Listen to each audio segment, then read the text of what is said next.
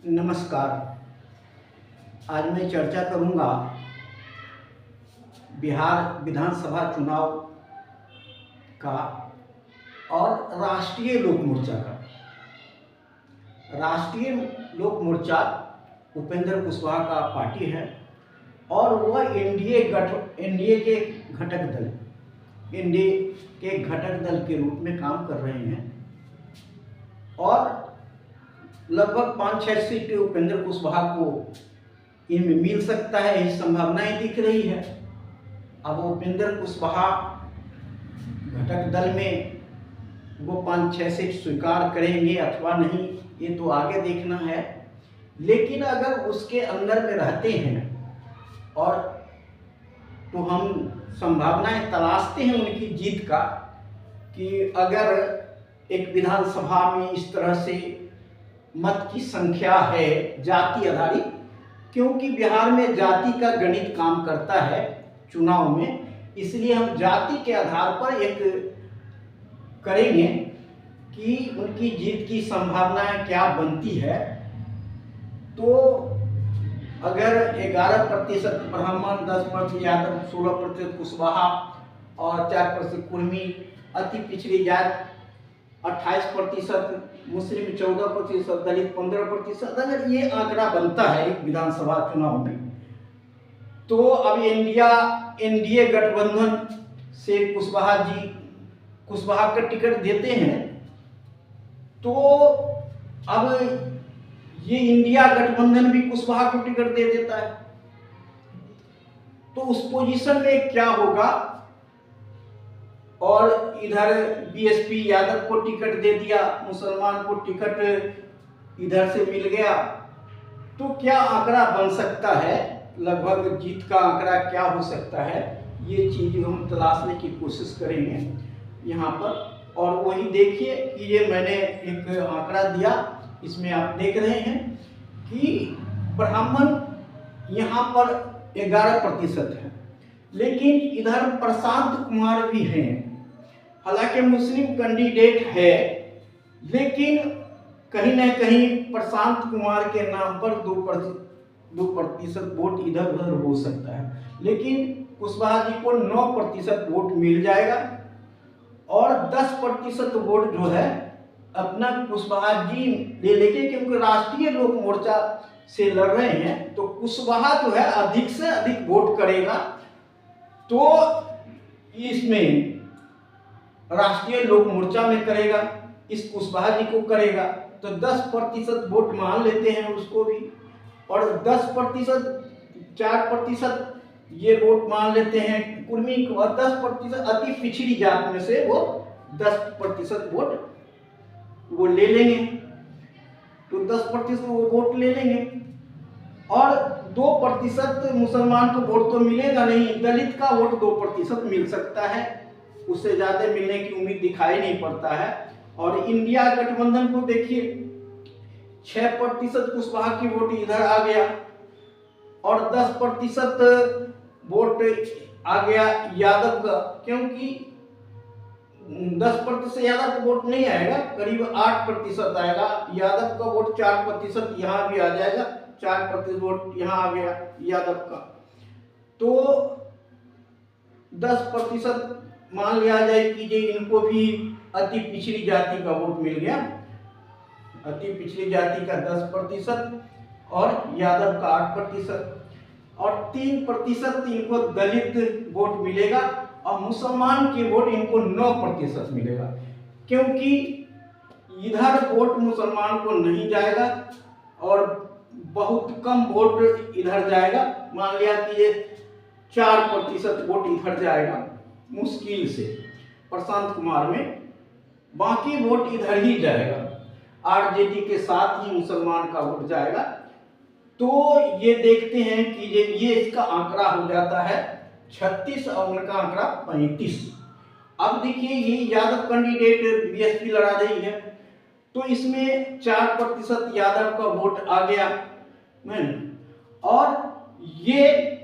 8% जो है ये अति पिछड़ी जाति का वोट 8% आ गया, अति पिछड़ी जाति को 8% हो गया, और दलित का वोट 8%, क्योंकि दलित सबसे ज्यादा इसमें आएगा 8, तो ये 20% पे आके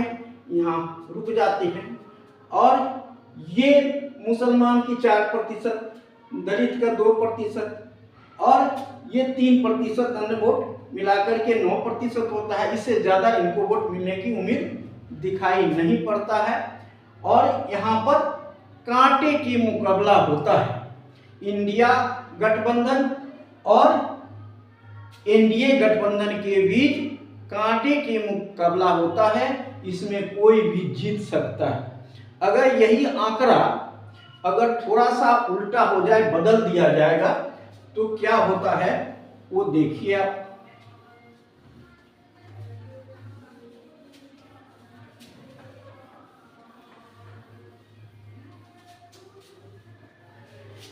अगर यही आंकड़ा अगर यहाँ पर कुशवाहा को टिकट ये देते हैं, उपेंद्र कुशवाहा को टिकट देते हैं, कुशवाहा को टिकट, अब यहाँ कुशवाहा की संख्या तो कम कर दीजिए, 12 और 14 यादव को। अब ये यादव का टिकट दे देते हैं, यादव का टिकट, इंडिया गठबंधन यादव का टिकट दे देता है। अब जो ये मुसलमान को टिकट दे देंगे, बीएसपी,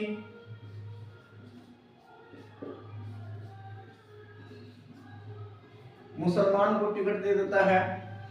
और यादव को टिकट ये दे देते हैं।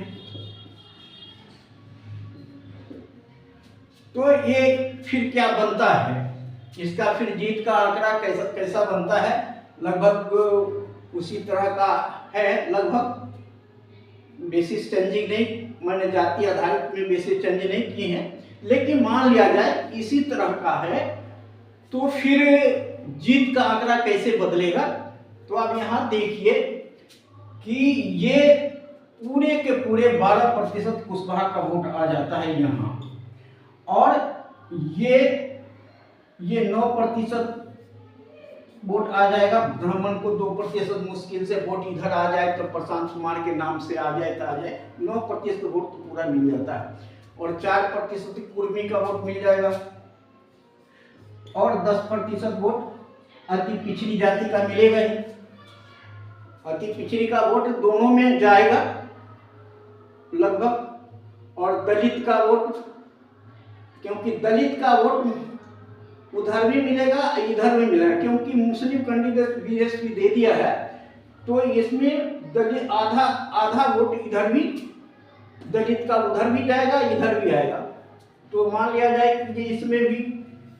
3% जाएगा, 5% यहाँ आ जाएगा, 8% दलित वोट उधर चला गया, और 8 5 3 8 और 9% दलित यहाँ रह जाएगा, 8 चला जाएगा उधर, तो 7 6 8 8 हो गया, तो 7 15 7% ये रह जाएगा, दलित का वोट यहाँ रह जाएगा। अब देखिए कि ये वो वोट इधर आ गया, अब यादव का वोट पूरी की पूरी यहाँ पर यादव का वोट यहाँ आएगा, बहुत 2% कटेगा, तो 12% यादव का वोट, 10% अति पिछड़ी जाति का वोट ये मिल गया इनको, और मुसलमान का वोट, मुसलमान कैंडिडेट को इन्होंने दिया है, तो इसमें मुसलमान कैंडिडेट मान लिया 10% मुसलमान यहाँ चलाएगा, और 5% मुसलमान, 4% मुसलमान यहाँ जाएगा, 14 में से ये जाएगा। अब दलित का हो गया, यही मुसलमान को बनेगा। अब ये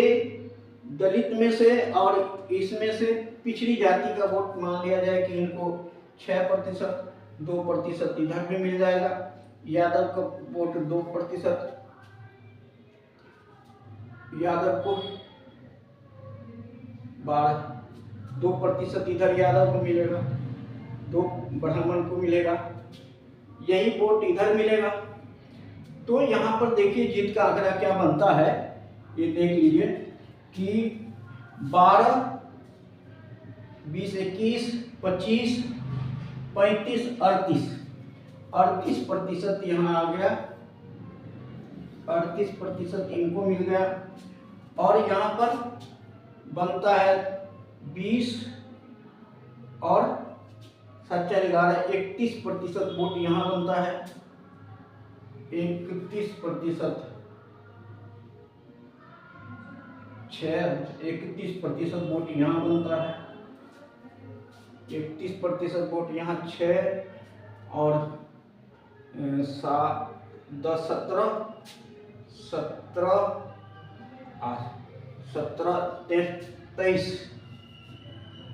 23% यहाँ बनता है इनको, और 6% ये बनता है, 30 का लगभग इधर, यही बनता है लगभग 1%, 2% का हेरफेर है, 1-2% का हेरफेर है, क्योंकि ये 100 में 1-2%, तो लगभग यही बनता है आंकड़ा। यहाँ पर आप देखिए कि जो उपेंद्र कुशवाहा का लोक मोर्चा पार्टी एकदम जीत रही है, ये सीट एकदम जीत लेगी अगर कुशवाहा का टिकट देते हैं और इधर यादव का टिकट मिल जाता है इंडिया गठबंधन से, तो जीत पक्की मान लिया जाता है, उनको जीत पक्की होगी। लेकिन यही है कि अब उपेंद्र कुशवाहा कहाँ पर क्या टिकट देते हैं, जाति गणित क्या होती है, ये उल्टा सीधा हो सकता है। और फिर हवा का रुख भी होता है चुनाव के टाइम में, धर्म का मुद्दा होता है, हिंदू मुस्लिम का मुद्दा भी खेला जाता है, तो उसमें कुछ भी हो सकता है। फिर भी ये यहाँ पर तो इनका उपेंद्र कुशवाहा का जीत लगभग पक्की मानी जाती है इस सीट पर। अगर उपेंद्र कुशवाहा का कैंडिडेट खड़ा करते हैं तो ये पोजीशन है। आगे हम दूसरे वीडियो में देखेंगे कि अगर वो कुशवाहा कैंडिडेट नहीं होता है, यादव कैंडिडेट खड़ा करते हैं, ब्राह्मण कैंडिडेट खड़ा करते हैं, दलित कैंडिडेट खड़ा करते हैं, सहनी कैंडिडेट खड़ा करते हैं, तो क्या पोजीशन होगा, हम आपको अगले वीडियो में बताने का काम करेंगे। जय हिंद, जय भारत, नमो बुद्धाय।